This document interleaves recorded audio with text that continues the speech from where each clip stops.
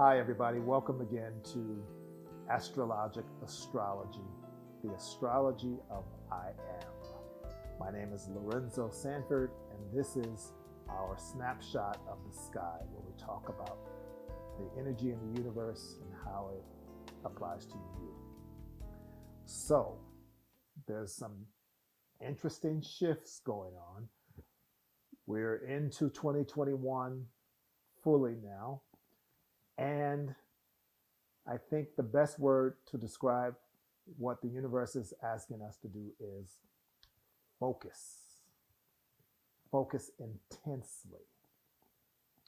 And we have several aspects to talk about which describe this energy of focus. The first one is the Sun and Pluto coming together in the sign of Capricorn. In fact, there's a new moon, so it's the Sun, the Moon, and Pluto coming together in Capricorn.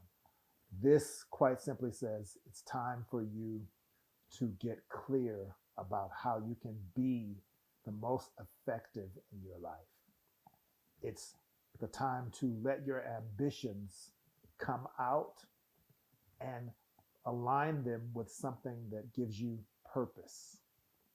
It's the time when you can seek a leadership position somewhere, and it's a time when you can harness resources to move you forward in the things that you want to do. It's an intensely powerful time. And so you have to use this with a sense of purpose. You have to use it with a sense of wanting to be working for the greater good, because whenever there's any connection to Pluto, you must be absolutely clear that you're operating for the good of everyone involved and not just for yourself. Blind ambition is not a great way to use Pluto energy, because inevitably it will come back and haunt you. But if you know that you're operating for a larger purpose and for the greater good, then you know no matter what challenges you have, eventually there'll be a way to succeed. So use this Sun, Moon, this new moon in Capricorn, conjunct Pluto, to, yes, acknowledge that you want to achieve something great, acknowledge that you do want to harness personal power and use it, acknowledge that you want to be a leader in some way. Nothing is wrong with that. Those are all great sentiments and very positive uses of energy, as long as they're aligned. And we always want you to be aligned. Okay? So the new moon in Capricorn is great for work, great for setting goals, great for taking on leadership positions and moving forward. Also, this week, 3 planets change signs. Mercury moves from Capricorn to Aquarius. Venus moves from Sagittarius to Capricorn. And Mars finally leaves Aries after being in Aries for the majority of 2020. Now, the fact that Mars is leaving Aries is not necessarily going to be an easy transition, because you may feel like the momentum just grounds to a halt. You may feel that all the excitement, all the fast forward moving energy is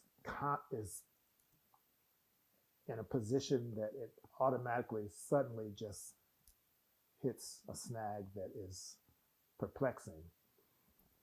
And it's made all the more challenging by the fact that Mars, in Taurus, is going to run up against Saturn and Aquarius, a square aspect. And you know now that a square means tension. And unfortunately for Mars, Saturn is the more powerful energy here. And so if you have these big desires that are pushing you forward, you're probably going to run into some obstacles that are just going to make you stop. It's like being in traffic. You may have been cruising along. You may have been doing a little bit more than the speed limit, as Mars and Aries is wont to do. And then suddenly around a bend, a sea of red lights, and you can't do anything about it. You can't even get off because you've been in such a fast, you've been in the fast lane for so long, and you've been cruising along without any impediments, and then you run up against this sea of red lights and you can't even get over. So all you can do is sit there and just try to breathe and know that this too will pass. So you may be blocked. Hopefully it's not a tractor trailer that has all the lanes blocked. Hopefully you'll be able to switch to another lane eventually and make some progress again. But undoubtedly this week you're going to get stuck. It is what it is. Make the most of it by breathing through it and staying clear in your mind where you're going. Okay.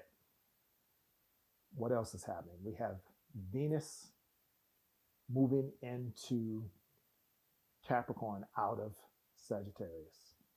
So Venus has been free. Venus has been having fun. Venus has been carrying us through the holidays, connecting us, giving us a sense of joy and adventure and excitement, even though we've had to do it online because of the circumstances of the pandemic and the social restrictions.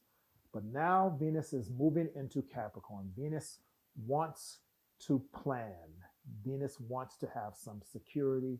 Venus wants to know that though the fun is over and the excitement is over, there is something that it can aspire to. And what Venus in Capricorn wants to aspire to is security.